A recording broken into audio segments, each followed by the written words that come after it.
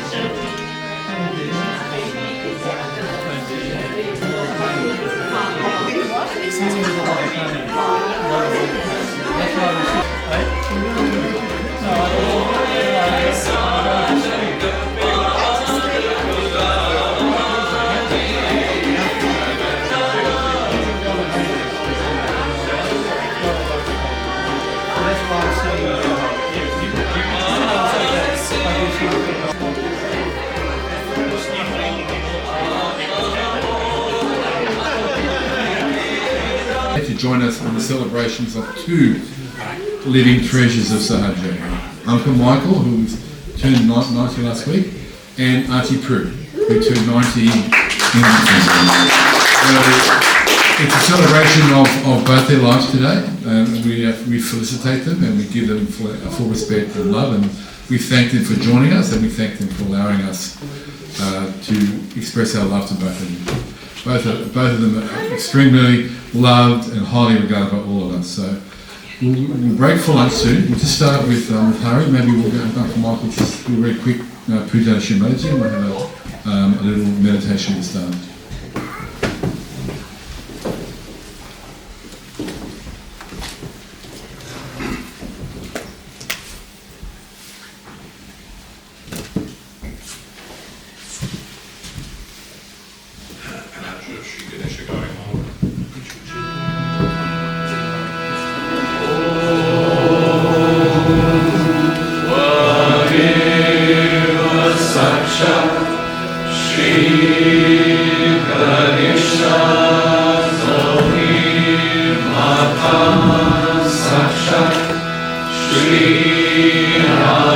Shri Mataji, Shri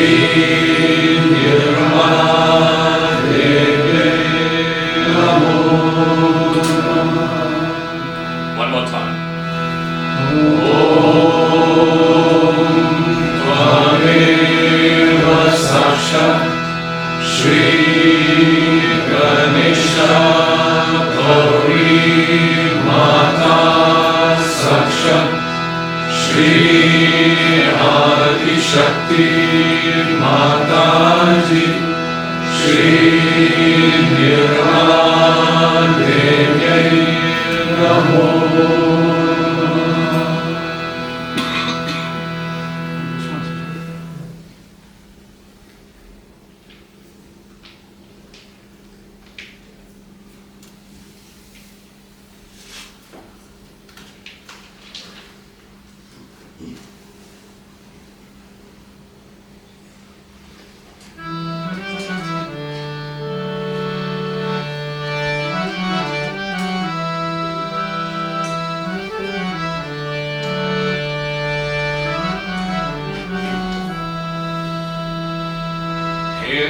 Sutam Bhaje Ganesha Vishanandana Ekadanta Vakadandana Gayagya Sutrakam Raktakatra Dhumra Netra Shukla Vastra Manditam Kalpa Vruksha Bhakta Rachna Mostute Gajananam.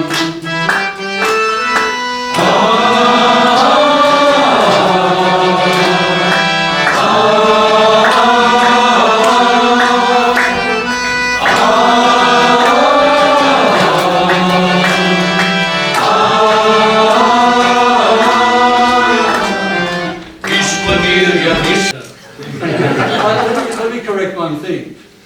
Washing up, as was my task.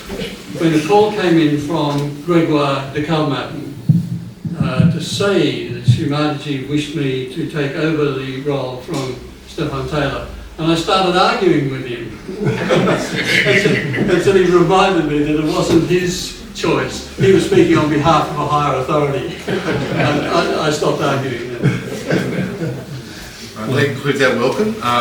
Lunch is served at the back. Please have lunch, and then we'll return here for Uncle Michael's response to our felicitation. So please join us for lunch, and please enjoy your lunch. Thank you. Yeah. I really hear me now. Auntie Prue, can you hear me now? Yes? Can you hear me? Not easily. Alright. I'll speak slowly and allow me just for this piece and then we'll lower. I just want to share with Auntie Prue, as I said, I've known her for a long time. When I first met her, I just noticed for some reason, because she was a very independent lady who stood for her principles and refused to be bullied or bossed around. And in those days, in the early 80s, leaders needed to be listened to and obeyed.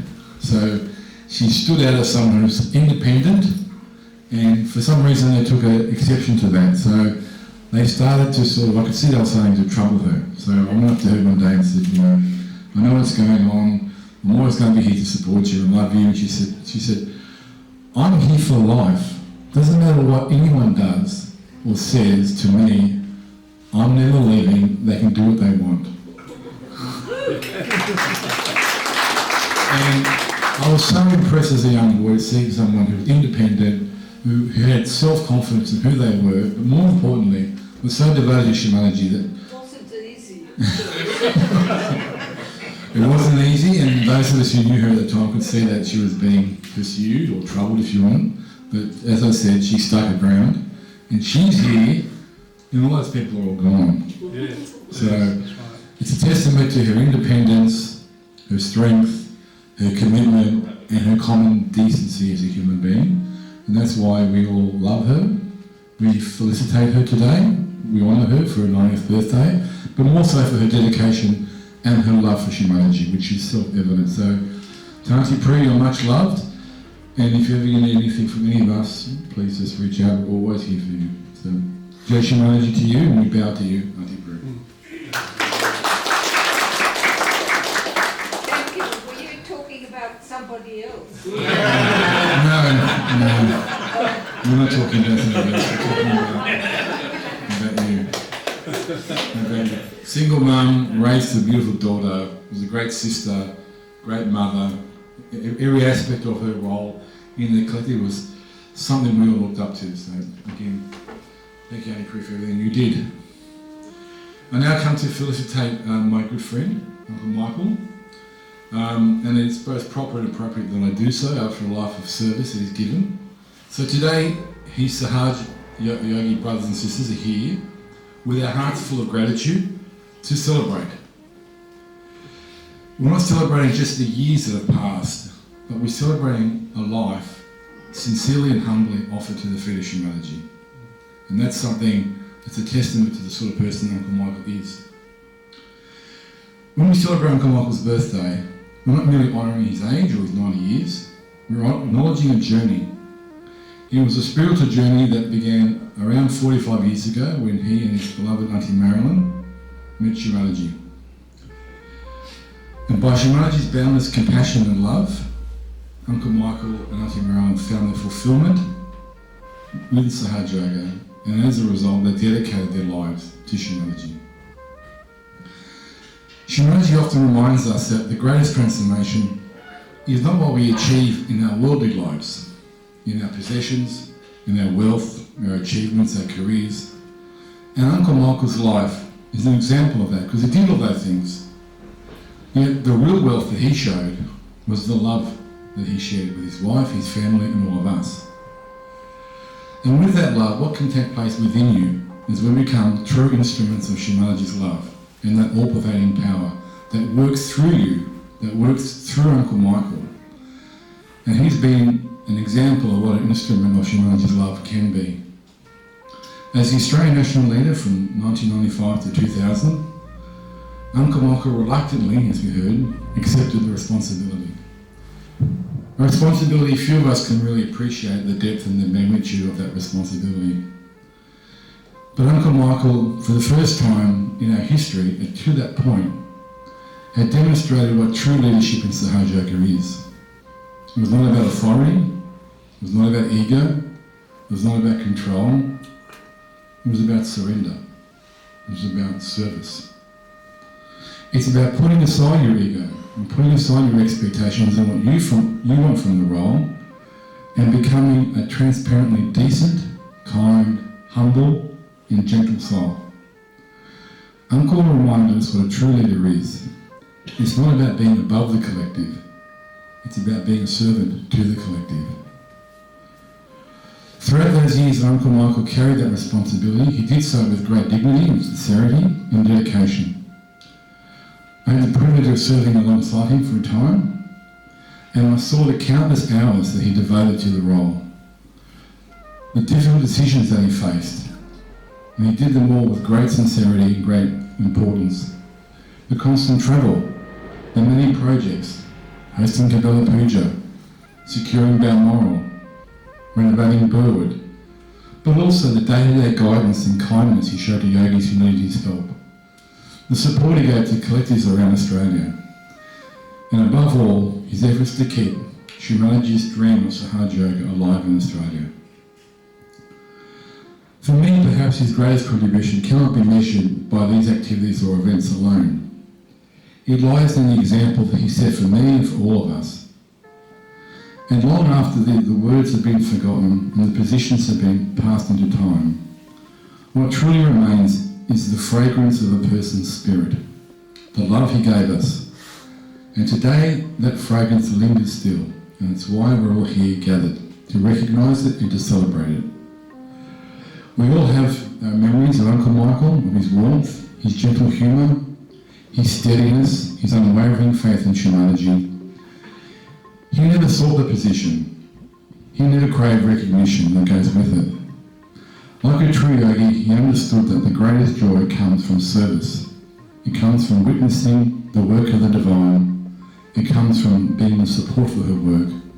And it comes about by trying to be the best version of yourself that you can be every day. 90 years also reminds us something deeper that Shri Mataji taught us. The spirit is eternal. It is never born, it never dies. Yes, the body ages, but what remains forever is the youthful joy of the spirit, and we can see that today shining in his eyes. True and alive today as it was 45 years ago.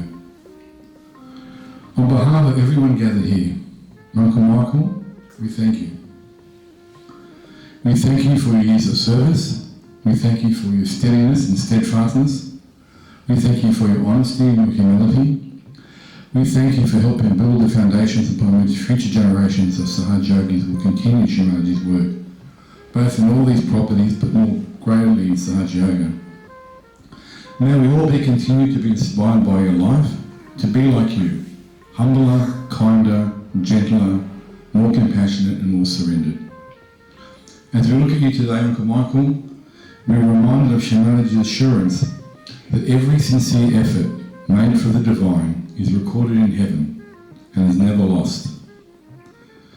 Uncle Michael, may Shri Mataji continue to bless you with long life and good health, with deep meditations, joy of the spirit, the loving company of your family and the collective, and may Shri Mataji's infinite love and protection be always with you. On behalf of all of us, we say Jai Shri Mataji and thank you. That's given me a real problem, because my reply to Chris, I think, is going to appear a little. My problem is thinking of words. I know them all, but I can't bring them forward quickly enough. But it's going to seem a little short compared to the very generous words that Chris has just spoken on behalf of all of you. But that's what I've written, and it's a little bit late to change it, so for better or for worse, I shall present it as it is time. Very big welcome to all of you who've made the journey here today to bear witness to this rite de passage. Some from across town, some from out of town, some from another state, and some from overseas, which I learned just the other day. So welcome all of you. You're all busy people, and I can well understand that that Sunday represents a day of valuable downtime, perhaps with friends and family, or if nothing else, a chance to catch one's breath before the next working week. So I'm honoured that you have given this up today to be here on my behalf. To Chris, our capable and diligent host, thank you for your, I said warm introduction, but it's much more than that. It's very generous. It's more than I could have ever anticipated. And so, as I repeat, my reply is a little bit brief, perhaps. We've known each other for many years, and it may not be strictly necessary, the introduction, but it is customary. So in thanking Chris, I shall take this opportunity to note that we've been close friends and fellow travellers for many years. That's the brevity of it. He's expanded on that beautifully. And I pay tribute to the help he's given me in all that time, such as today, by sharing the administrative and coordinating load, and for his innate respect, I emphasise that, and good advice. It would be remiss of me not to acknowledge and thank the residents of this place. Apart from Subhash, I do not know them, but I certainly know of them, and I watch them at work on occasions, for instance when pujas for the elders have been held here. They're just magnificent. They're in the background, but it's all done. You can rely on it. Hari directs it in his inimitable way, and they do it. And I'll go on to talk about a specific occasion. I thank them, and on your behalf, for agreeing that their home be available for this occasion. I pay tribute to them collectively for the cheerful and modest way they ensured everything in readiness for each of the seniors' pujas every time that they were held here. The fact that these good people made me, a stranger to them, feel so welcome on these occasions is, I feel, testament to that quality which distinguishes people who've lived their lives according to Shri Mataji's teaching, and by that which pleases her. It is what has sustained most of us on this 45 journey we've been on together. But let me dwell for a moment on one of these occasions. One of these pujas last year was, because of the small number present, celebrated in Shri Mataji's bedroom. And that's something really special. If memory serves me, there are only 4 or 5 visitors, that is seniors, present, together with an Indian yogi and his wife. I'm quite happy to be corrected if I've got this, if I've merged a couple of things together, but I'll continue. They were visiting from Japan. A total of no more than 15, say. 1 or 2 sat in the hall. But because of the privilege of the setting in Shri Mataji's bedroom, and the focus of those present, and the love the residents brought to what they did in supporting Hari with the running of the puja, it is prominent in my memory. There could have been 5,000 people here, and it wouldn't have been as good. It was just absolutely memorable. More so than many other pujas in many other places. And that, I repeat, was as much as anything else due to the selfless, devoted attention of the people who live here in getting it ready for people that they don't know. So, dear friends, what is it that's kept us together on this quest? Certainly the prospect of a better life than the one we were previously living. The promise of guidance, redemption, comfort and consolation. But the glue that kept all this together and sustained us through the bad times as well as the good was probably love, in all its manifestations, in all the ways it works, at all the levels at which it is to be found.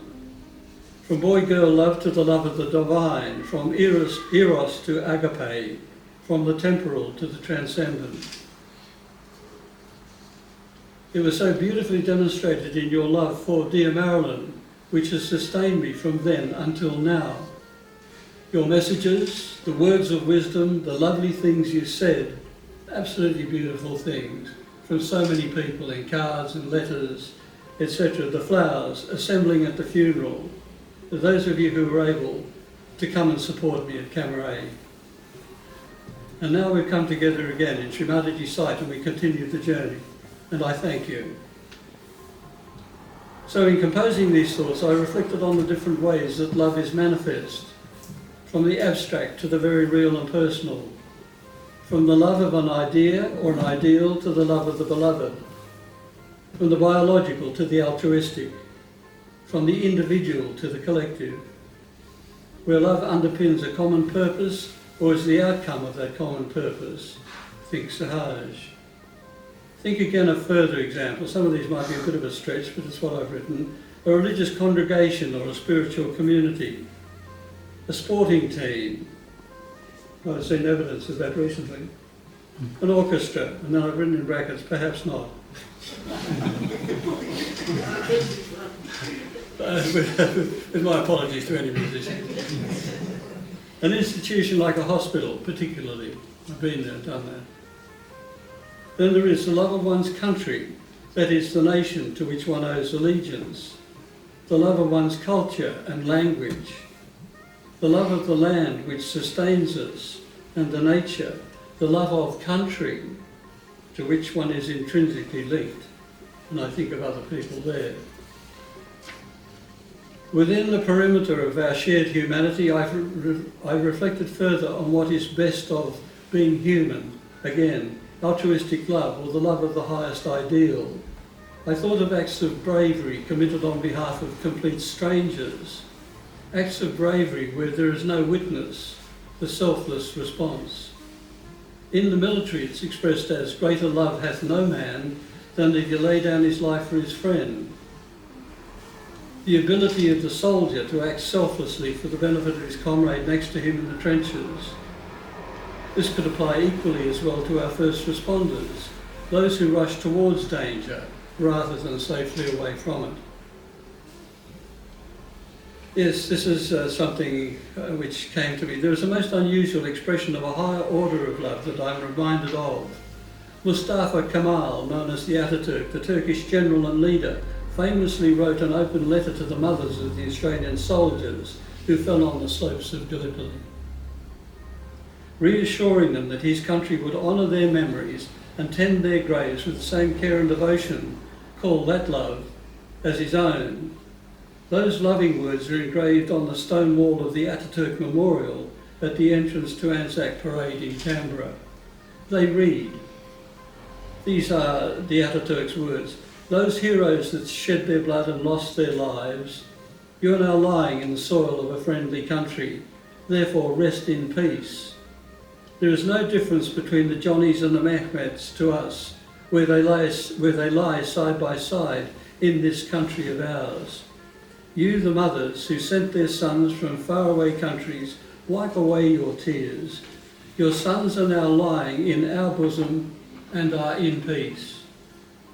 After having lost their lives on this land, they have become our sons as well.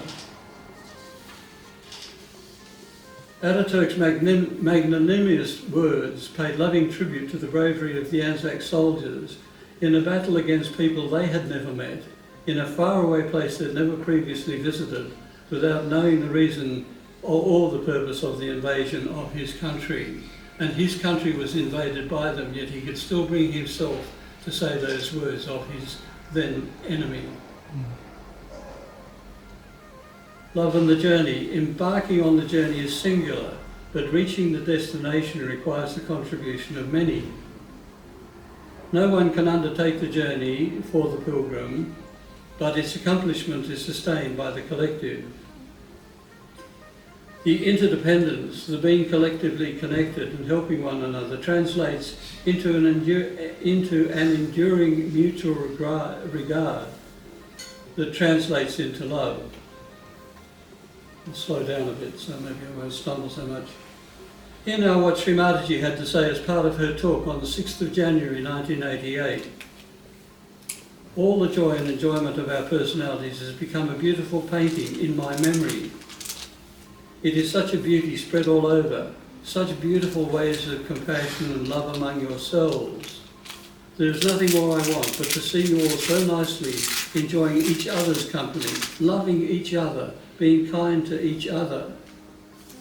We have now started, in a way, that little world where peace, love and joy reside together. I have no doubt my dreams are already visible. She added to those thoughts on the 10th of April 1991. I know you all try to please me very much. You will give me presents. You find out things which are good for me.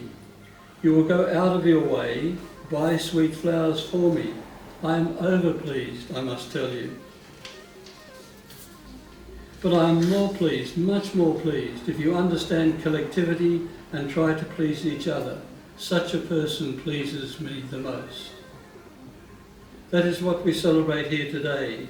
For 45 years we've journeyed together under the guidance of our Guru, and we have demonstrated that love suffereth long and is kind.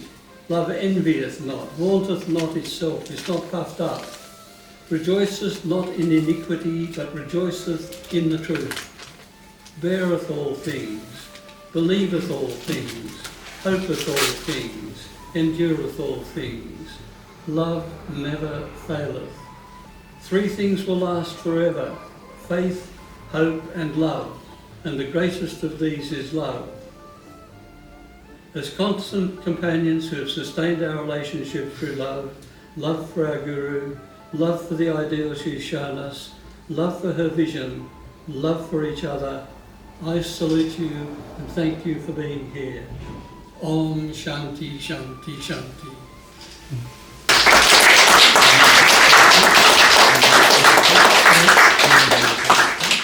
While we're singing. This is a very harebrained idea. Never. This is sort of madness, actually. One person. Not my idea, not my idea. You stand right there. You stay there. It's up to you. No. I've got the second part of a talk, which the first part was somewhat philosophical, perhaps. The second part is more historical. And the first part was a bit sort of on the serious side, so I thought we should have an interlude, which literally translates as being a musical item in between acts, presumably acts of a play. How many kinds of sweet flowers grow in an English country garden? I'll tell you now of some that I know, and those I miss you'll surely pardon. Daffodils, hatties and phlox, meadowsweet and lady smocks, gentian, lupin and tall hollyhocks. There are roses, foxgloves, sweet forget-me-nots in an English country garden. Da, da, da, da, da, da, da, da. How many insects come here and go through our English country gardens? I'll tell you now of some that I know, and those I miss you'll surely pardon. Fireflies, moths and bees, spiders climbing in the trees, butterflies that sway in the cool gentle breeze. There are snakes, ants that sting, and other creeping things in an English country garden. Da, da, da, da, da, da, da. How many songbirds fly to and fro through our English country gardens? I'll tell you now of some that I know, and those I miss you'll surely pardon. Bobolink, cuckoo and quail, tanager and cardinal, bluebird, lark, thrush and nightingale. Oh, there's joy in the spring when the birds begin to sing in an English country garden. In an English country garden. So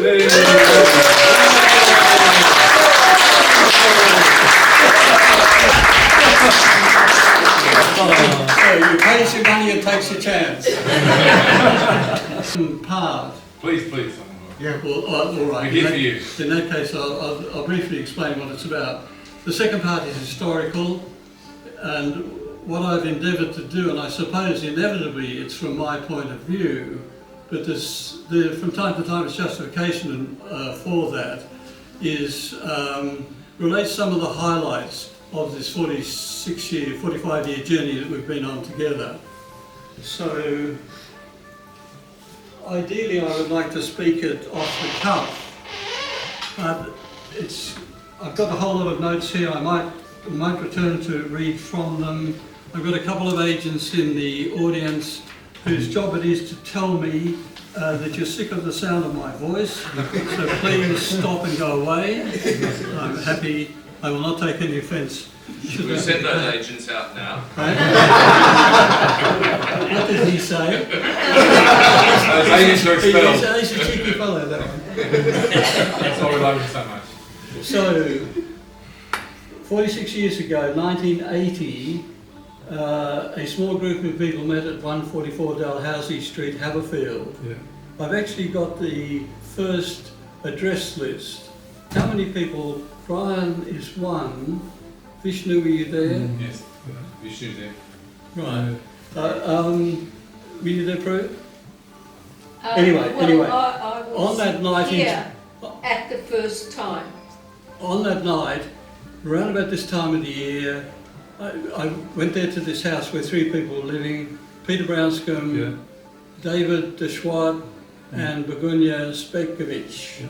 Begunia, not Begunia Bensod. And there were we assembled in the front room, largely a group of friends. They were 50% patients, chiropractic patients of Dr. Warren Reeves, who Shri Mataji had sent back to Australia to get Sahaja Yoga started in Australia. He had met her in India. I remember this group sitting in a bandan around the front room. There was a coal-burning fireplace in the middle of the wall of the side of that room, mantelpiece above the fireplace, on top of which was a portable tape player and a small photograph of this Indian lady. Yep. And we listened to the voice. It was very difficult to comprehend what she was talking. I mean, the whole of this was a total mystery to me. As was the case with many men, I was brought at the urging of my wife. But so we listened to the talk, then we moved further back into the house. Buckets were brought out with water in them. We put our bare feet in those buckets and people stood behind us. There was great excitement because people said, come over here, come and have a look at this, because they said they could see my kundalini vibrating up my spine. I don't know. I suspect that might have been just a hook. For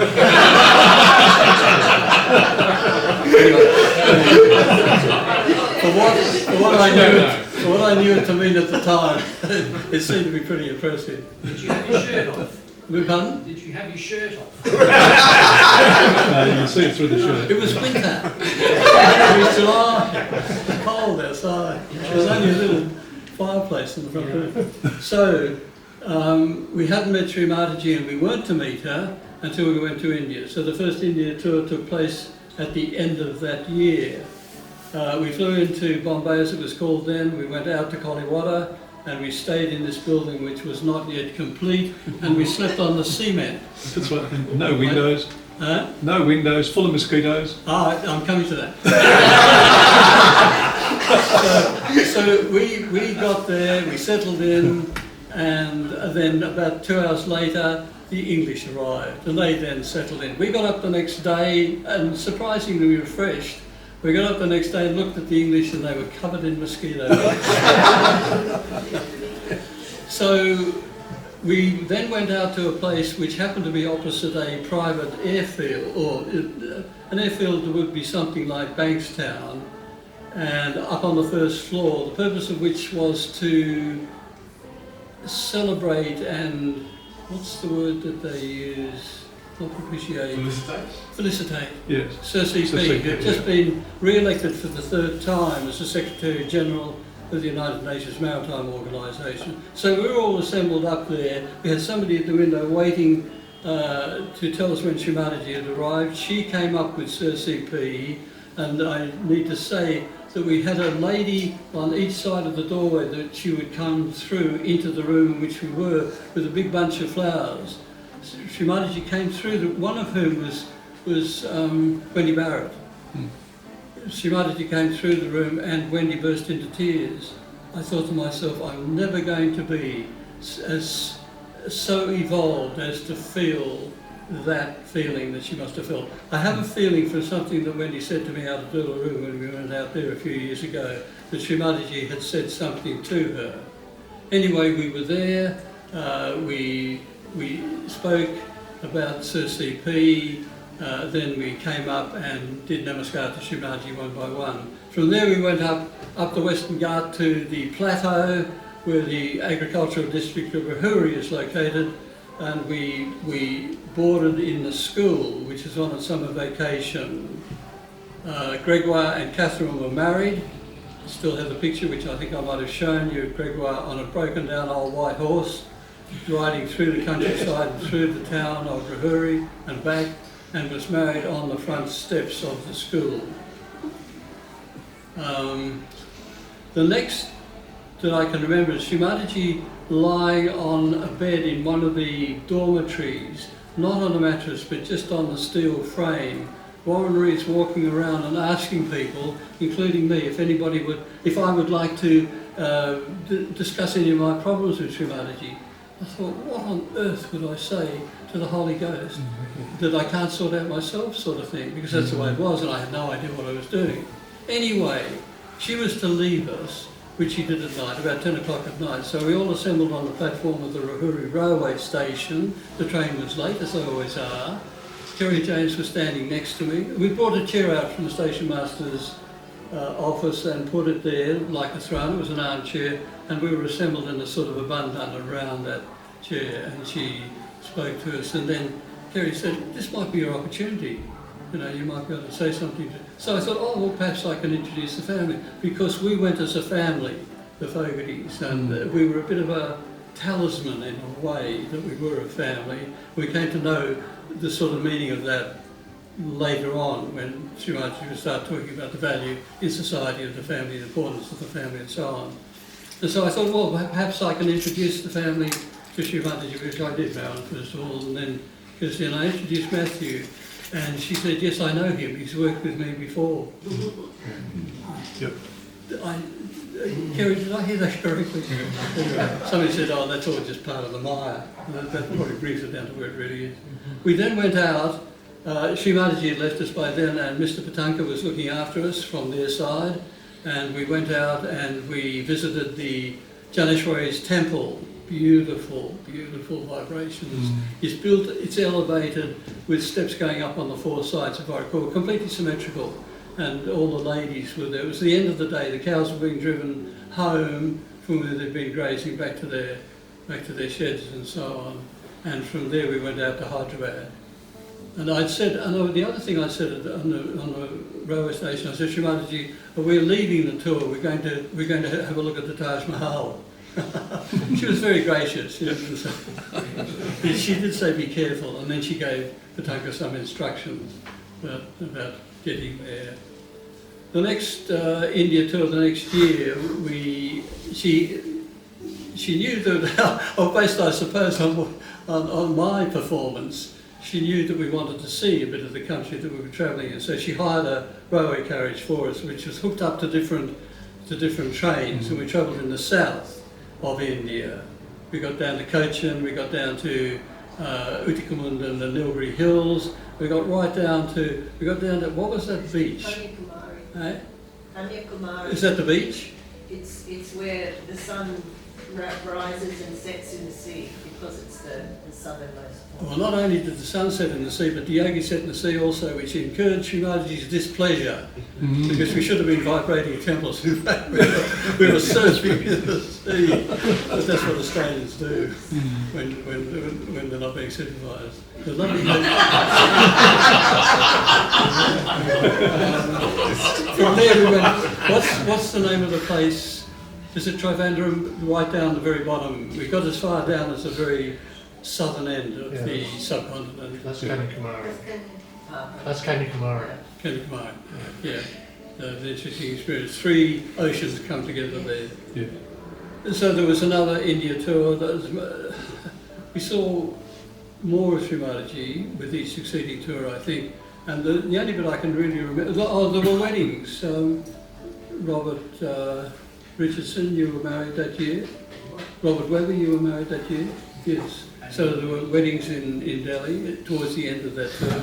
We had been up to the foothills of the Himalayas and thrown snow at each other. A long bus trip up there.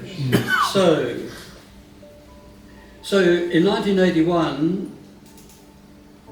yes, well, that's after the first India tour.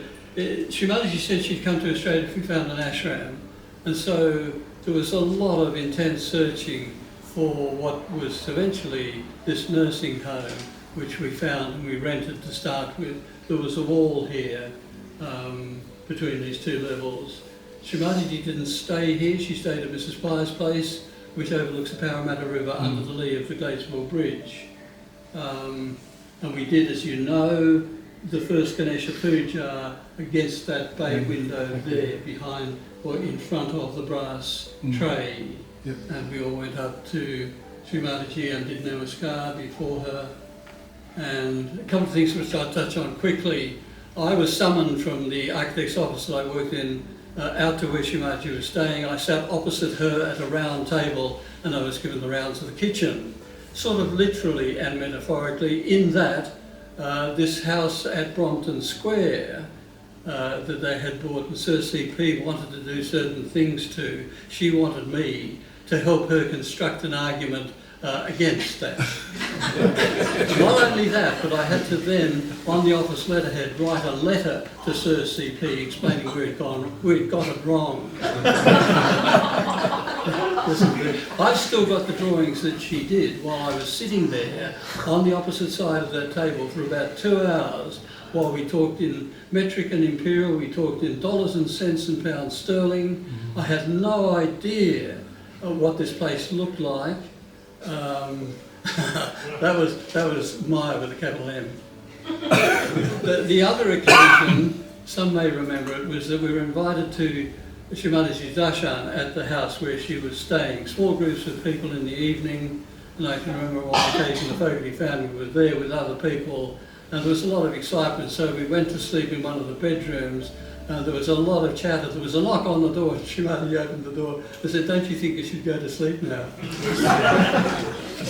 The things you do before the Adi Shakti and your ignorance. Anyway, we were asked, and 3 people responded, and they were the late Paul Henwood, Robert Webber, and me, going to Shooty Camps, a large Tudor house in the Cambridgeshire countryside, which Shri Mataji had bought, which was going to be their sort of central place.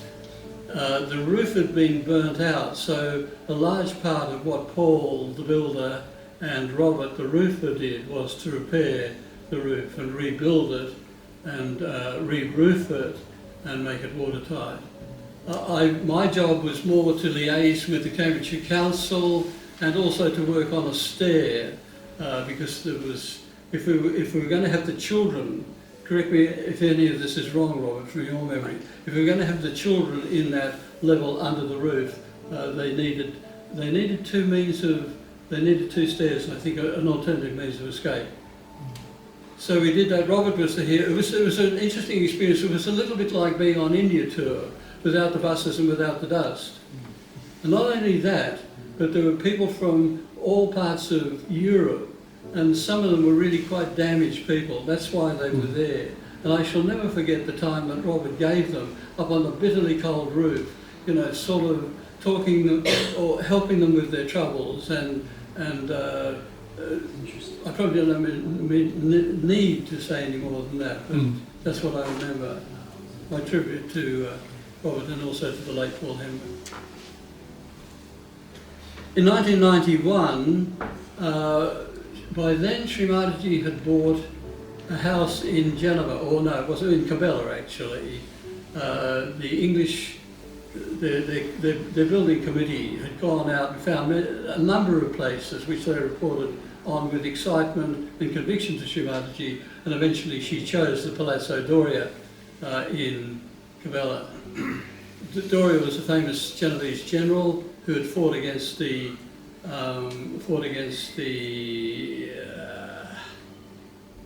Venetians. There was quite a lot of competition between those cities for the trade, the Far East trade.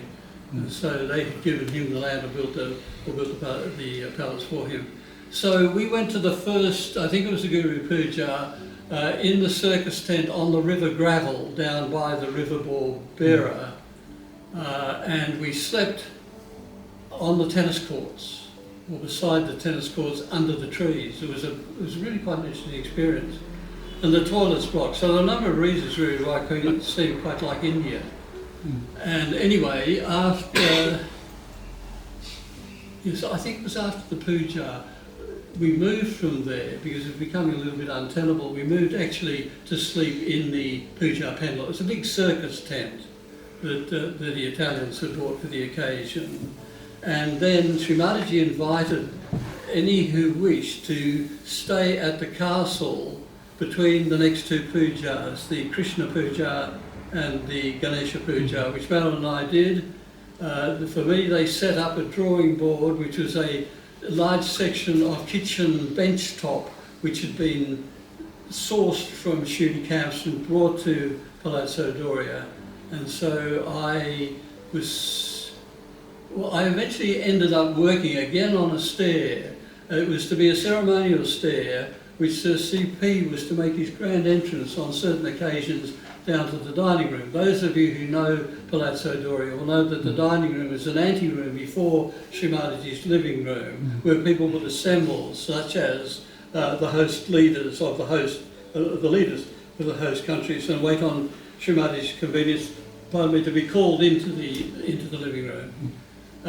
So Marilyn and I stayed there and went to both those pujas, and one of the things that I would like to relate is I think I have learned as much, or in the early days, I think I learned as much from watching the demeanour of Yogi Mahajan as I did from any words that anybody else had spoken or that I'd read about the protocol. I mean, it's in their bloodstream. It's in the bloodstream of the Indians. He at that time was camped, just sleeping or sitting on the floor at the bottom of the door outside Shri Mataji's bedroom, so that he was there to be called on whenever she required any sort of help. It was really good. I've got another story to tell, but it's a little bit further along the line.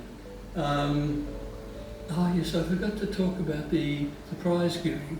Remember when we were given at Wimbledon? We went down from Cambridge down to Wimbledon, and Elizabeth Gaikwad was good enough to send me the link to the video. The only reason I go back to that is something I found very amusing.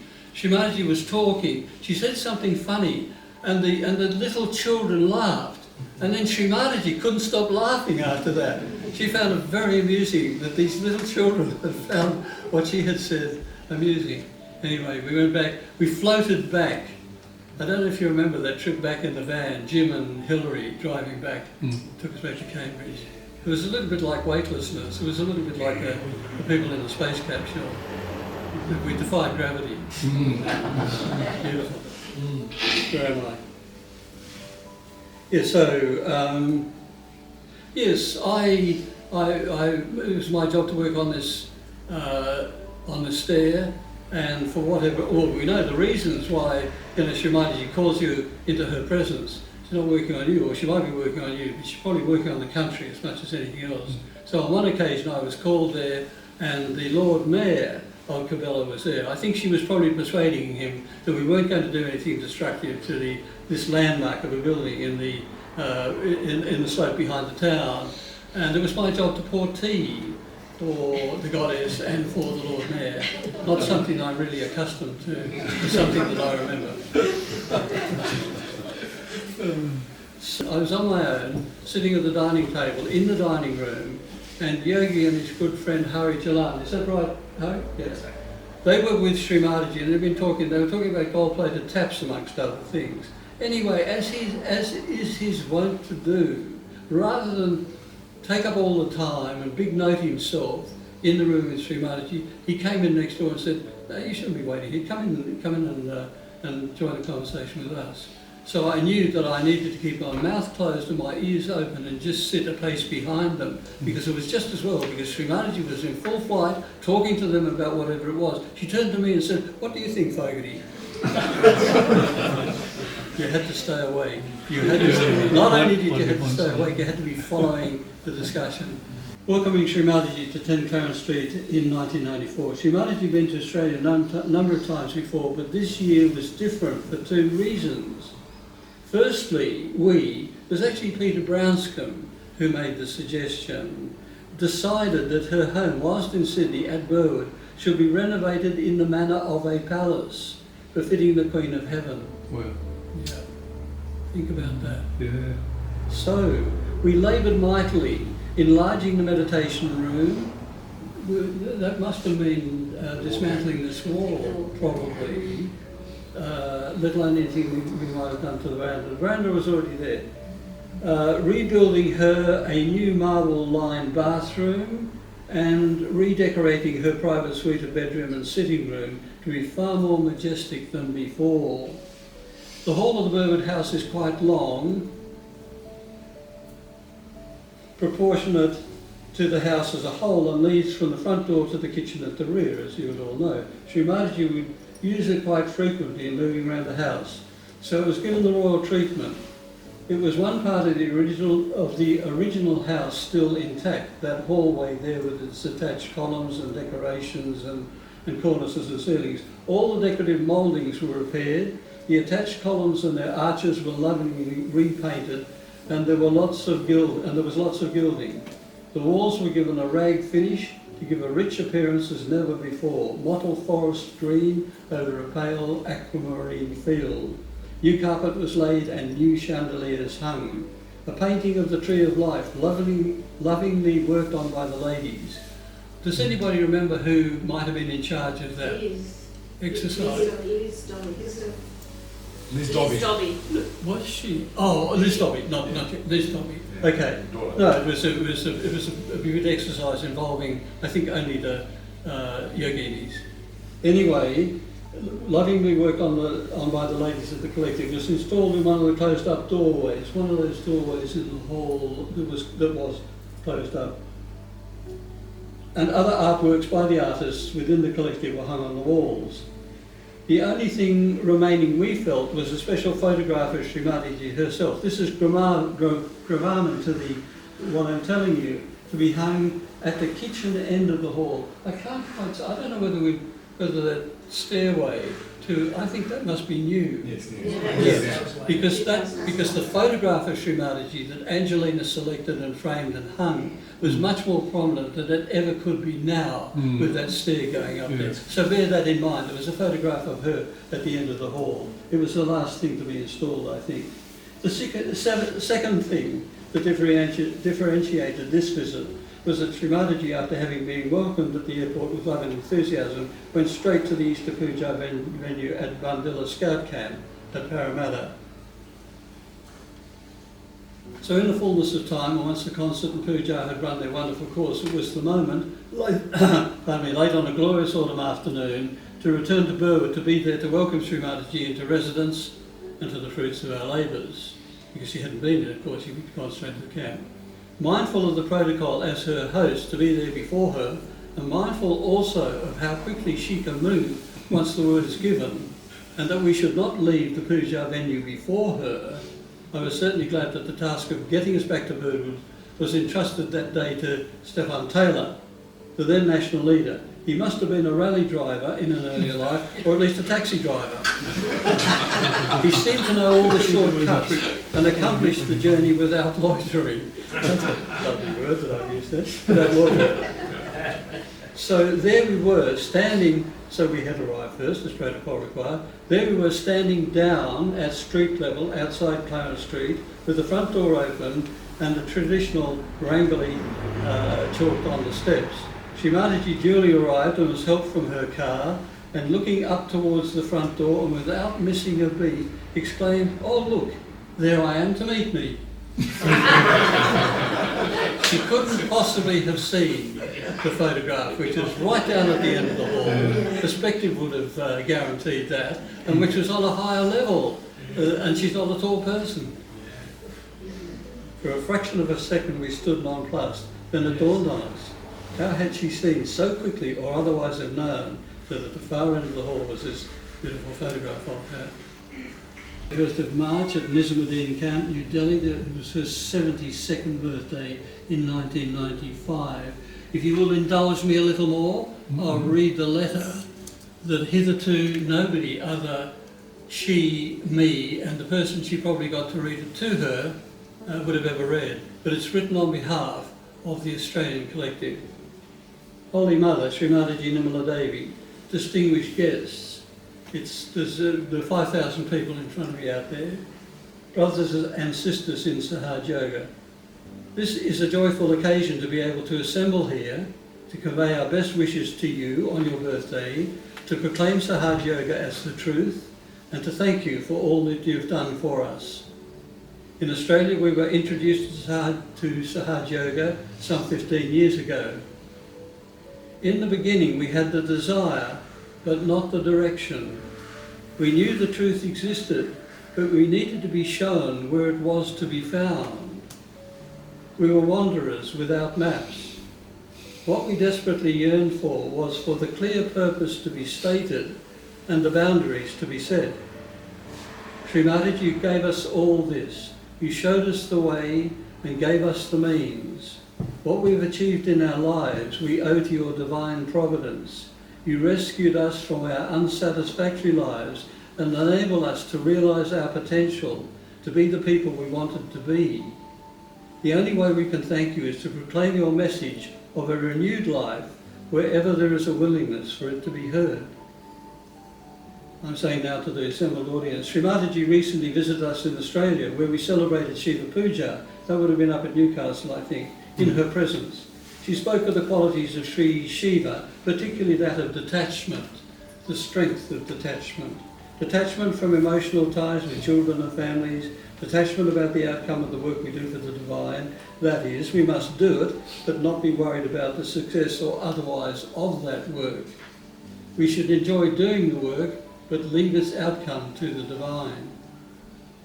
We were also privileged to have Sir CP in Australia as our special guest. That would have been down at Palm Beach, I imagine, Chris. He is a manifestation and example in a comprehensible human form of all the qualities Shri Mataji would have us aspire to: gravity, humility, graciousness, diplomacy and integrity, the qualities of Dharma. I should like to take this opportunity to say I think it is particularly appropriate that all the Dharamsala children are here with us. It is with a sense of profound gratitude that we offer our thanks, our praises and our best wishes to Shri Mataji on this, the occasion of her birthday. We owe her so much that mere words are inadequate. It has to be by our resolve to carry her message abroad to all those who have ears to hear it and heart to follow it, that we can adequately thank her. 96, 21st of March, Nizamuddin camp in New Delhi. This is the necklace and the emu egg. I had developed a custom of asking different trusted members of the collective, often in different states, to assist with the selection of the national gift, which we presented at the international pujas we attended. For the birthday puja of 1996, I asked Elizabeth Gaikwad and Alice Pasale if they would take on this responsibility. Joyfully they agreed to, and I left them to it, and to report back when they'd found something they liked, which they felt was befitting our country's gift. In the fullness of time, and having discarded a number of possibilities, they told me we found a gold necklace in Chinatown, in the Chinatown district of Sydney. So we all went down and had a look. It was not your usual gold chain, but rather a string of gold spheres, perhaps a gold pearl necklace. Do you remember it, Elizabeth? Had it been pearls, it would have been majestic, far beyond our resources. But it was 18-carat gold, worked by Chinese craftsmen living in Australia. It felt suitably heavy in the hand, and each of the spheres, rather than being polished or smooth, had a worked surface, not unlike brain coral, or the surface of the brain itself. Read on and purchased, but what I did not know was that this was not the end of the ladies' search. They felt it needed to be presented in some sort of a box or receptacle, and for this they bought a lidded emu egg on a stand. This egg had been cut in half longwise, the top half being hinged to the bottom as a lid, and the whole being supported on a gold pedestal and decorated with gold wire. Do you remember that?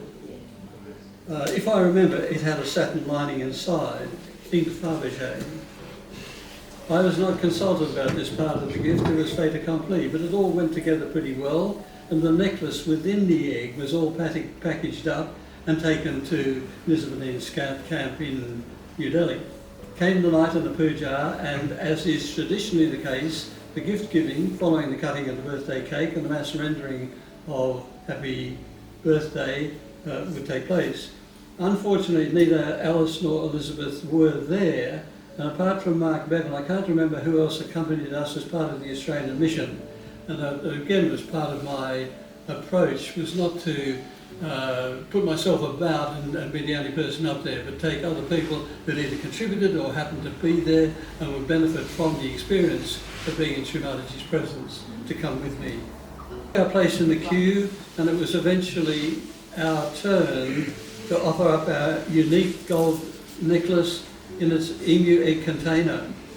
Shri Mataji seemed fascinated, and then, quick as you like, she said, "How interesting, a kangaroo egg."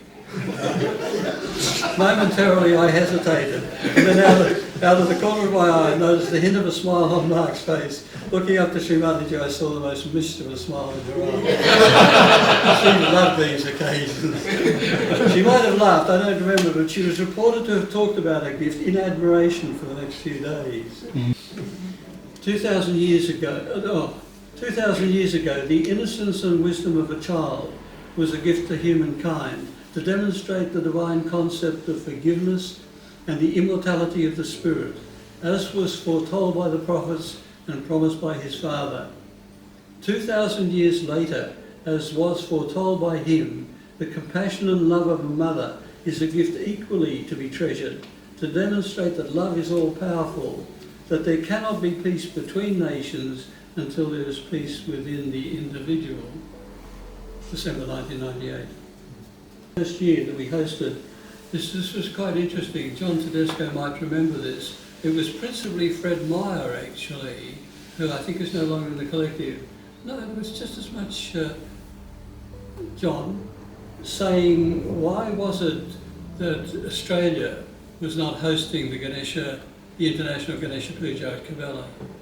So I could see no reason why not, except that it was not going to be easy from this distance, but never mind that. Life's not meant to be easy. So I asked Shri Mataji, and she said, no, not this year. So I think she realised just what I said, and put us on pause, wait and I will tell you.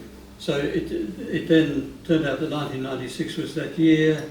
There's not a great deal to report.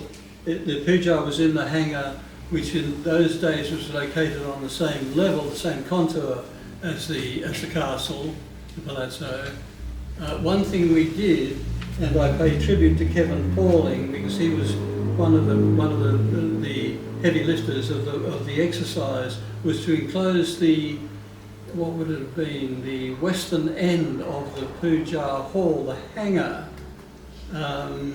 because it was just open, and in the cold of Ganesha Puja,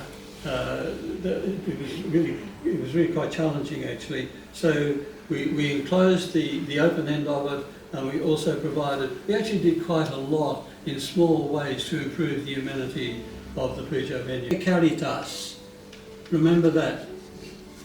It means oneness of purpose. It comes from the Sanskrit, ekakara, ekakaritas, oneness of purpose.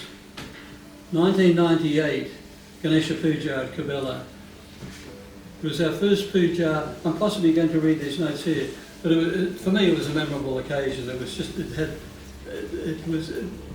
it had that oneness of purpose. For the first time, as well as our Asian neighbours, Malaysia, Singapore, the Philippines, all those countries up there, we were charged with the task of working with the Eastern European countries, the Hungarians, well, the Baltic countries, Lithuania, Latvia, Estonia, Hungary, Romania, Bulgaria, Russia. I've got the names here, which I really quite like to read out. It won't mean anything to you, but it was just the whole exercise. Here we go here. So I pay tribute to Mrs. Rosa Alexieva from Bulgaria, Sandor Sechi from Hungary, Tomasz Konachki from Poland, Dan Kostian from Romania, Sasha Leskovic from Lithuania, and Dr. Valentina Kosteva from Russia. Now, the thing that I mentioned then was that I had the job of crossing the boundaries of culture, language, time, thank you, time particularly. There was a small window of opportunity when it was reasonably convenient for them. It would be in the morning in the Northern Hemisphere, in the evening for me in Sydney. But my memory is still vivid. It's just how beautiful they were to deal with. Yeah. Nothing was too much trouble, provided it was possible. They were just lovely people to work with. I'm sorry if I carry on, and this is a bit tedious, but it needs to be said because this is what Shri Mataji wanted us to do. She wanted us to be able to deal with people whose language we didn't know, whose culture we didn't understand, who came from another part of the world, another hemisphere, and get on with them and get the job done, which we did beautifully. They weren't all necessarily there at Cavella, but what we did before we left for the venue from our countries was a significant part of the exercise. I would be failing in my mission if I didn't pay due tribute to Fred Meyer. I think he's probably no longer in the collective, but he was one of the people like John who felt the absence of Australia on the world scene. You know, why weren't we there hosting an international puja? He did a huge amount of work in drawing up a almost hour by hour roster of the 3 or 4 days. It was 4 or 5 days because we agreed that we would all get there early, and just as well we did, as I will relate to you. I try and do it largely by memory, and if that fails, I'll come back to the notes. So we did arrive early to find, well, we knew that the venue was going to be down near the river, back from the river, not up the top where it was before. We also realised soon enough when we got there that the kitchen had been left to us without anything having been done to it. It was actually on the dirt floor beneath the mill house. Now what you've got in Cavella, you've got a whole lot of watercourses that bring the snow melt down to eventually end up in the Worbera River. So they channel a couple of them to run past the water wheel on the side of this mill house. We got there and the first thing we had to do was to make the kitchen workable. We had no idea how we were going to go about it. So we were sort of standing around, chewing the fat, talking about possibilities. When all of a sudden, not all of a sudden, but all of a sudden I noticed that Asher Brownscombe had picked up a broom and was sweeping the dust off the dirt floor. And then the rest fell into place. You got to start somewhere. Anyway, we worked hard, we really made a kitchen out of it. That was something that you might expect from the land of Sri Ganesha, you know, that we would initiate these things and do these things. There were a couple of heroes. We took a couple of heroes, or I discovered that a couple of men I entrusted to get work done. One was Ron Hilly. I don't know if any of you know of him. He was Perth, that's right. He was a Trojan, what he did. Very unpleasant tasks of clearing blocked drains, which somehow they just lived with. And setting up the whole dishwashing line, setting up the whole hand washing line, getting hot water there. Oh, it was a memorable job. We were never thanked for it, but we really shifted that venue on to that extent. Anyway, one of the things we had the kitchen there, and then we had the dining area, and the two were separated by a gully that had been formed by the snowmelt water running down out to the river. And people had to get with the place. The ladies with their place had to scramble down one side, up the other side, to where the tables were, or where the level ground was. So, unbeknownst to me, the Russians, God bless them, who knew how to work, had built a bridge. Now to do this, they'd scavenged the scaffolding poles from a scaffolding tower that was inside the hangar that appeared not to be being used. They disassembled it and reassembled it as this very elegant bridge across this gulch. The Italians heard about it, and did the feathers fly? They were horrified. And they said, not on our patch, undo it and put it back where it was. Which the Russians, to their credit, did without demur. And then they built a timber bridge. They hadn't brought any timber with them, they hadn't brought any tools with them, but it was even better than the scaffolding bridge. It was amazing. It's just amazing what can happen if you want to make it happen. And it just improved everything over in that part of the world. Now, The second thing is that normally these events take place over 3 days. On the first day you have the concert, or the first night you have the concert, that's normally on a Friday night, and the television crew will be there. On the Saturday night you'll have the puja, Ganesha puja. On the Sunday you'll have the weddings. Anyway, I was called up to the castle on Thursday afternoon, and just as well, Hari probably advised me, go dressed in your kurta. And anyway, so we got into the car, we got into the Mercedes, Guido Lanza driving, Shri Mataji and this blindingly beautiful girl sitting next to her. I couldn't take, I couldn't look at her. I mean, anyway, we drove down from the castle down to the hangar where Shri Mataji had requested the concert take place on Thursday afternoon. We drove down and everybody was lounging around and they were foot soaking and shoe beating and chatting, and then somebody saw the car and saw Shri Mataji, and the place, it was pandemonium. The place transformed. It was like sticking a stick into an ant's nest. The ants went everywhere. Anyway, by the time Shri Mataji was settled, we slowed it all down intentionally. So by the time she was settled inside the hangar, they were all there. It was brilliant. And then the next thing that followed that, almost the first item that was presented was these 2 Romanian sopranos, 2 gorgeous girls who sang somebody's. Who was there? Were you there? Yeah. You were there? Okay. I hope I'm not... No. Tell me if I've got off the track. No. Anyway, these 2 beautiful girls sang this. I think it was some sort of arti to Sri Ganesha. It was absolutely transcendent, the most beautiful music you could ever wish to hear. Nobody there to record it. You'll never know if you weren't there.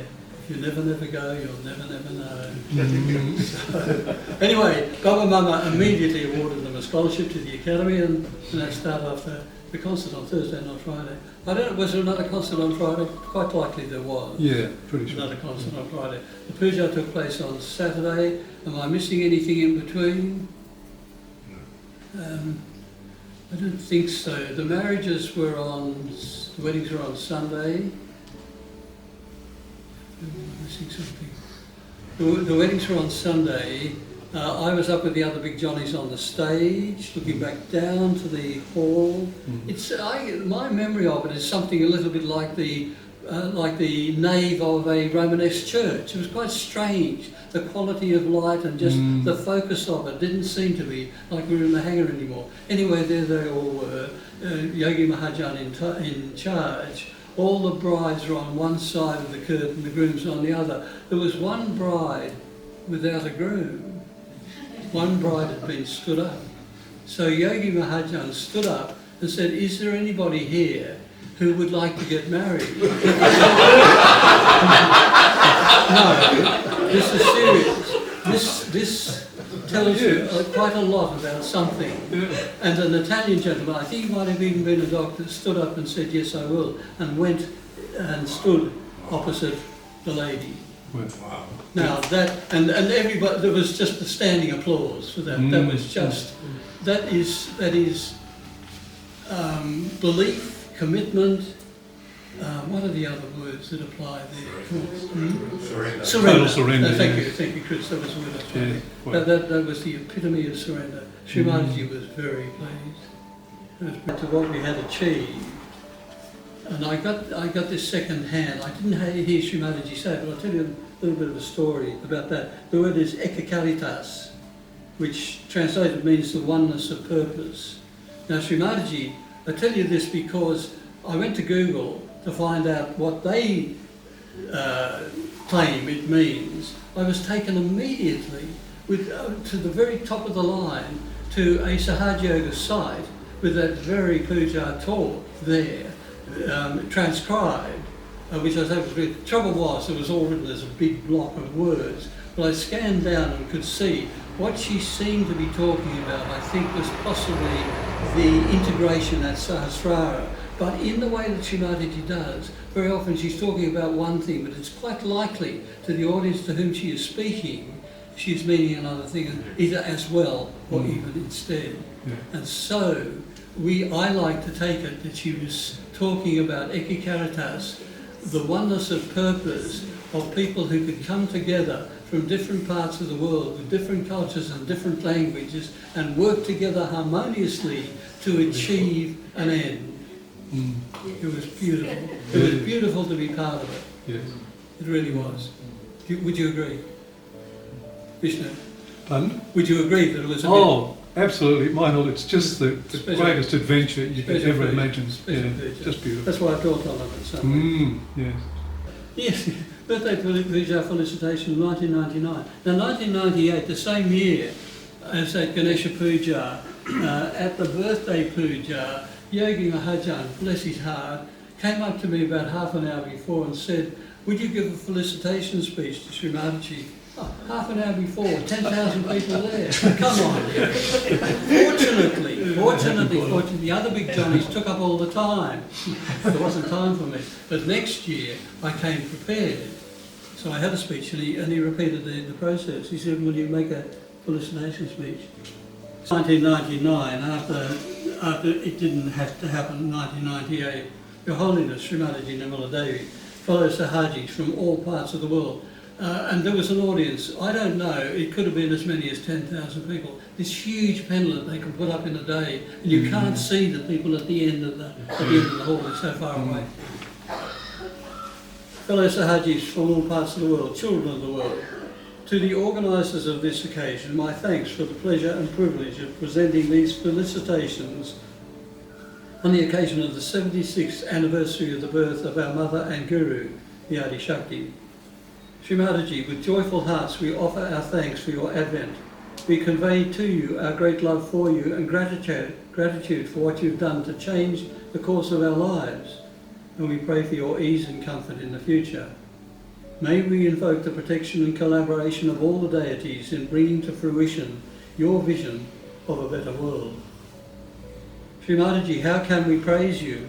You who are unknowable, whose dimension is beyond description, from tiny dot to universe, from particles too small to be seen to universes too large to comprehend, you are to be found. From you we've learnt the way of Dharma, yet at the same time you've taught us that all is not as it seems. We are obliged to become our own gurus, to exercise our own discrimination, and to thoughtfully put into effect the advice you've given us. For many of us, you've saved our lives. When we had lost our way and become desperate in our search for the truth and the right way of life, you rescued us. You showed us true compassion and gave us comfort. You placed the signposts on the maps of our destiny. You showed us the way and set the boundaries of our behaviour. When we look around us, we are constantly reminded of the trials and heartaches of those who do not have your guidance. We see them stagger from one temporary pursuit to another, as though blindfolded, and there is no joy in their lives. We pray that more and more of them may have this blindfold removed. You introduced to our disoriented Western values the Eastern wisdom of meditation and introspection, through which we would come to know you, as well as coming to know ourselves. Through meditation we've become calm and satisfied. But most importantly, through you we've come to know peace. Your vision of a peaceful society commences with peaceful individuals, but without peace within us, how can there be peace between us? Human beings will come to a balance within the laws of nature. The fundamental elements of earth, air, fire and water will be restored to their original purity. Humans will forsake materialistic ambition for spiritual enlightenment, and we will come to trust instinctually in the power of Chaitanya. Crime and corruption will be eliminated. Governments will govern for the benefit of those they represent, and nations shall be known for the endeavours of their artists rather than the balance sheets of their banks. From time to time our steps falter. Great is our desire, but fragile our resolution. Preserve our constancy, we pray, Shri Mataji, so that the sword shall not sleep in our hand. We know there is work to be done. It is only by your grace that we can achieve it. And as you are without desire, we must be that desire. Help us not to shrink from the task.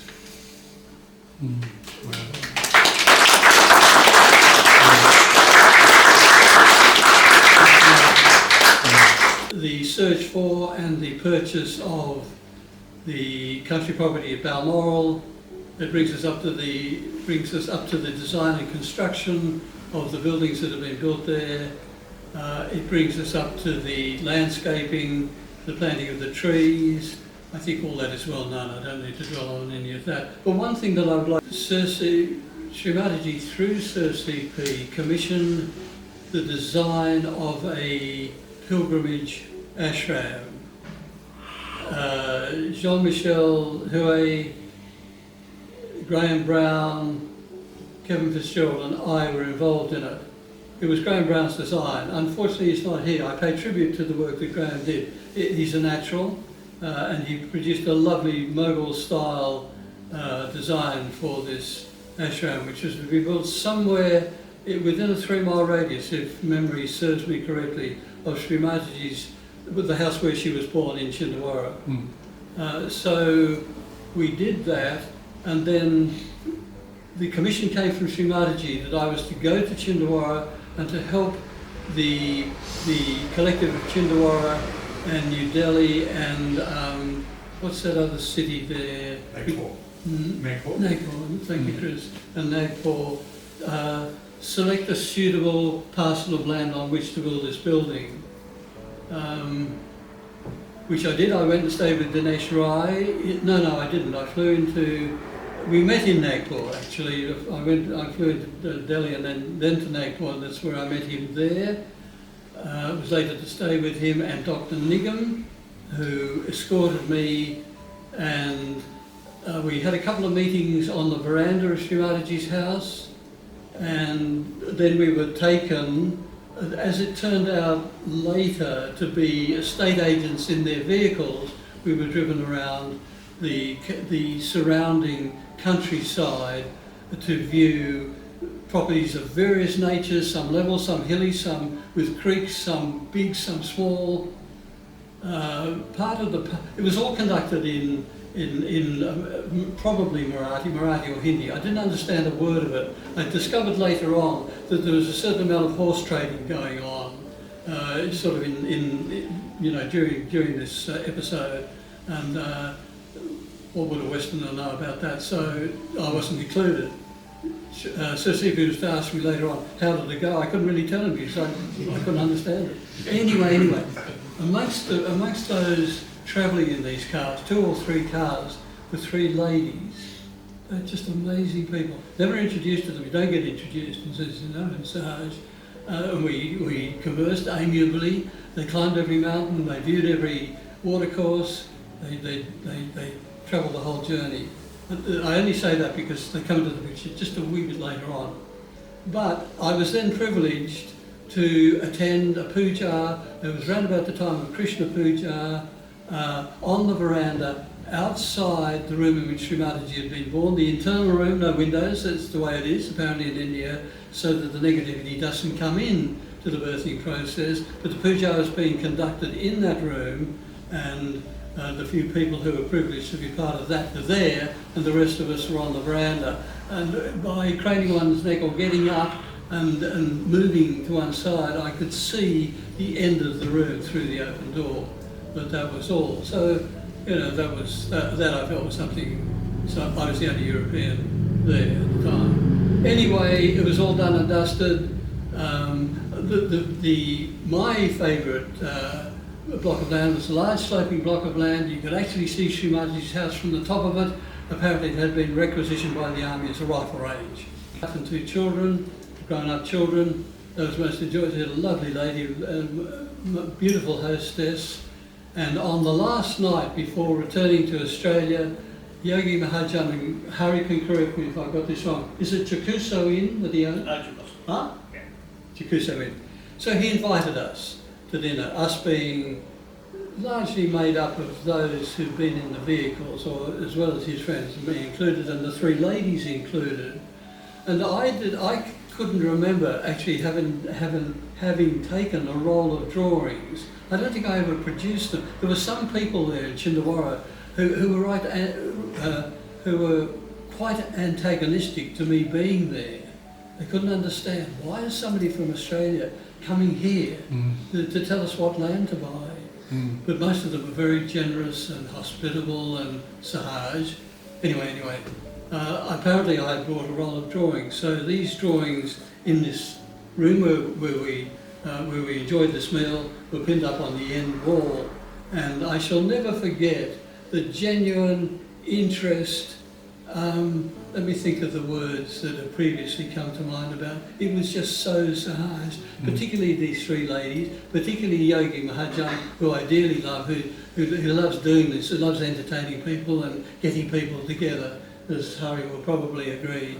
But it was just it was very, very Sahaj. It was really beautiful. I'm bumbling around a bit without the sort of the words to describe it a bit more precisely. But it was the last I saw of these three ladies. I still don't know who they were, what they were, what they were called, what their names were, but they were very congenial people. They were ideal Sahajis. And the whole occasion was just a beaut occasion before I came back to Australia. So, there you go. You, for staying the distance. That's the journey we've been on together. 46 years for the journey that we've been on together. And that bears some acknowledgement, I think, and some elaboration, probably. Thank you very much for that. I've got another one. Having heard the discourse of Uncle Michael during those times of Cavilli, you can see the breadth and the depth of his spirit. I want to share one little story, one of my favourite stories about him. In my words, it was a miracle photo. So it was after the puja. And what happens after the puja? Everyone takes off. It's late. The next day there's weddings. So everyone's gone, and there's usually a small crew of Australians left.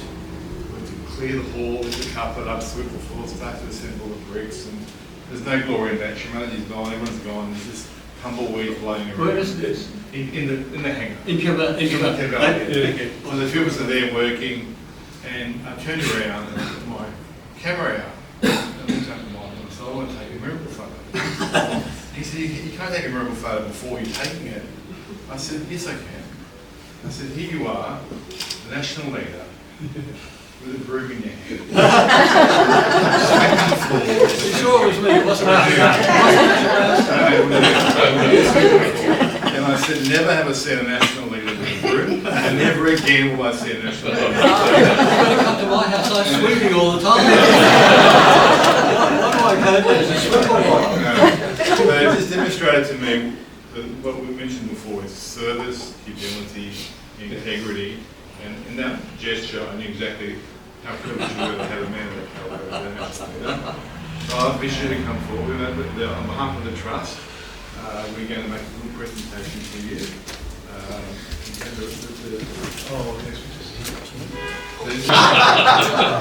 Pretty good there.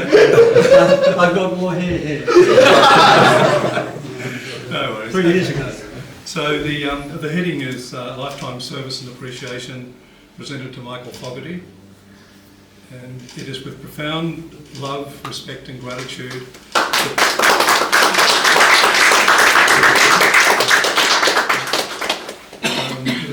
with profound love, respect and gratitude that Life Eternal Trust of Australia, Shri Mataji's Trust, presents this citation of lifetime service and appreciation to Michael Fogarty. The divine vision of Her Holiness Shri Mataji Nirmala Devi is the awakening of the spirit through self-realisation, establishing the kingdom of God within human hearts, and nurturing a world founded upon peace, righteousness, collectivity and divine love. Throughout the history of Sahaja Yoga in Australia, the Divine has worked through dedicated yogis whose faith, dedication and selfless service has enabled Her Holiness Shri Mataji's vision to take deep root in the sacred land of Muladhara. Amongst those souls, your lifelong dedication shines as an enduring example of steadfast devotion and complete commitment to Her Holiness Shri Mataji and her divine work. Life Eternal Trust of Australia hereby formally acknowledges and honours your lifetime of extraordinary service to the Australian and international Sahaja Yoga Collective. With deep gratitude, we recognise the areas foundational service for your pivotal role in establishing, nurturing and strengthening the Sahaja Yoga Collective, supporting the Sahaja Yoga foundations upon which future generations of yogis will continue to grow in the light of Her Holiness Shri Mataji's love, leader of Sahaj culture, for preserving, embodying and transmitting the protocols, maryadas and subtle culture bestowed by Her Holiness Shri Mataji, and ensuring that her pure teachings continue to flourish with dignity, authenticity and complete respect for her divine vision. Exemplary leadership. For your selfless leadership as Australian leader from 1995 to 2000, guiding the collective with wisdom, humility and unwavering dedication, strength, vibrancy and spiritual depth, and manifesting Shri Mataji's vision. For your tireless efforts in manifesting Her Holiness Shri Mataji's vision through inspired initiatives, including your instrumental role in the establishment of Life Eternal Properties Australia, that's LEPA, and the acquisition of Balmoral Ashram that will serve the collective for generations to come. And a living example of Sahaj Dharma, your sincere service was offered without expectation, exemplifying through your life the qualities of a true Sahaja Yogi. Humility, generosity, wisdom and dedication to Shri Mataji. On behalf of the Australian Collective, we offer our deepest gratitude for your inspired leadership, your dedication and the legacy you have helped create. Your contributions will continue to nourish the collective of Sahaja Yoga in Australia for generations to come. Presented under the authority vested in the Life Eternal Trust of Australia, established by Her Holiness Shri Mataji Nirmala Devi, this citation stands as a permanent expression of our gratitude and respect, and may Her Holiness Shri Mataji eternal blessings forever rest upon you, and may the fragrance of your lifelong service continue to inspire all who walk the path of Sahaja Yoga. With our deepest love, gratitude and respect, Jai Shri Mataji, presented by Life Eternal Trust for the Australian Sahaja Yoga Collective.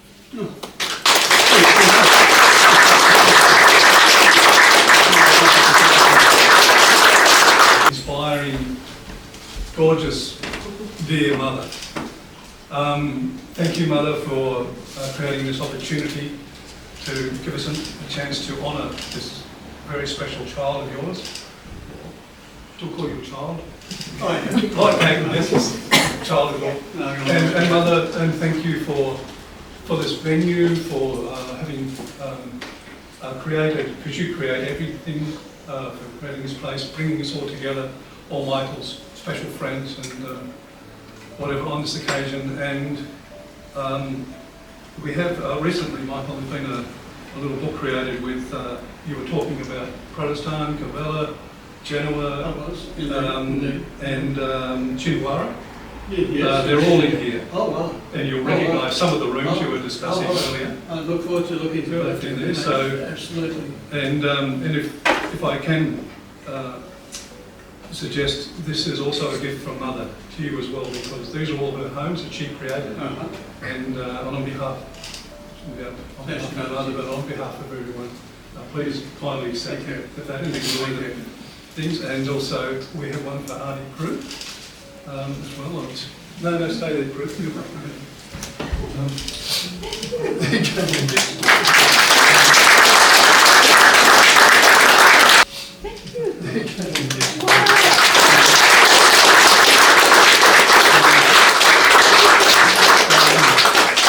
Being an old potty, you can't shut me up, so if I could just go a little bit further. Auntie Prue, what can we say? Just Oh. no, I'm not asking. It's just that Auntie Prue has been here, as we heard, from the very beginning. From the very beginning.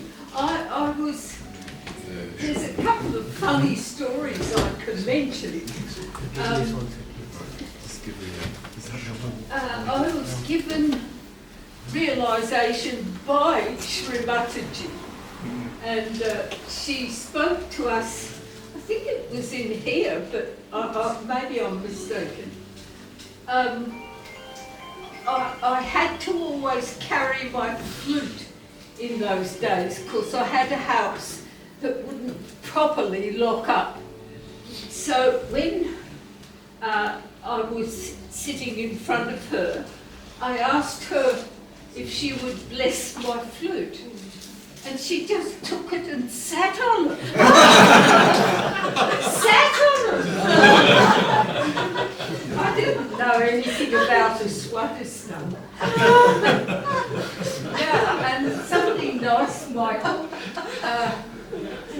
I actually knew, in inverted commas, Marilyn when I was at school.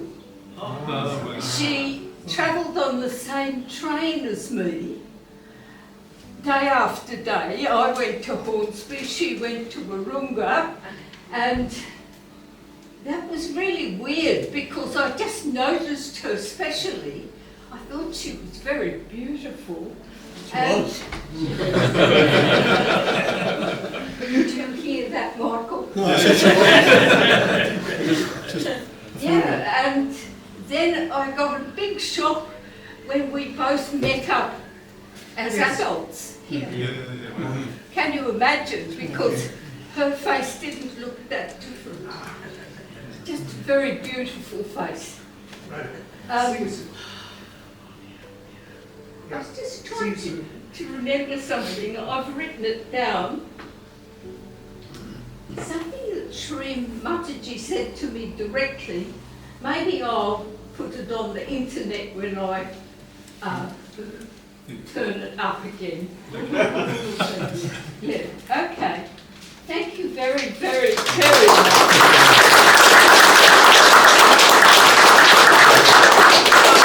We haven't quite finished. Oh, hang on. No, we haven't quite finished. No, just wait. These are traditional. Gifts, this is for you. No.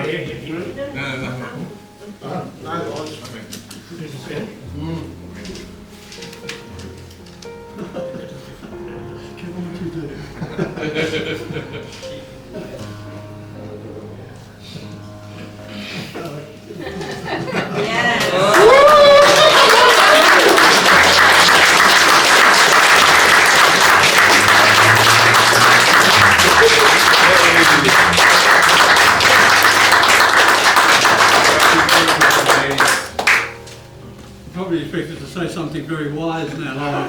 But let me say, we shall reconvene in 10 years' time.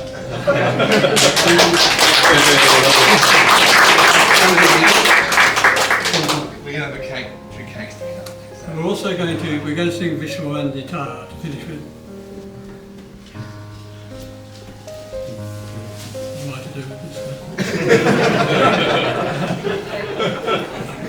Play it at the end of the garden. Keep the activity away.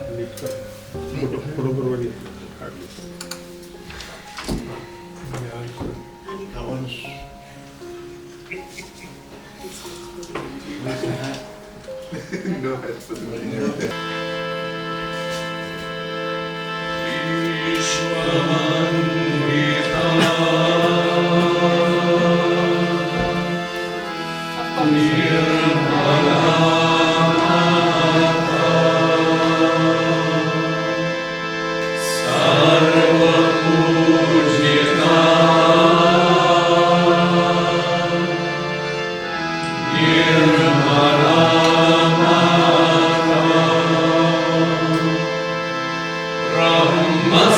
Brahmasvarupi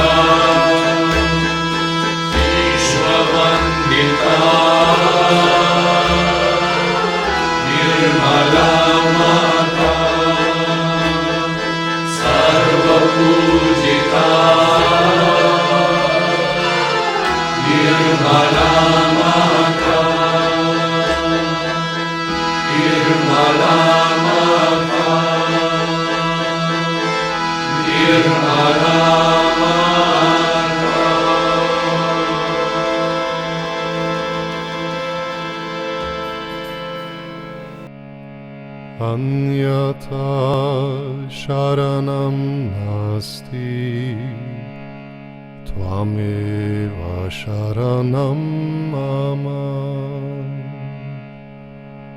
Anyata sharanam nasti Tvameva sharanam mama Hridayam samarpayami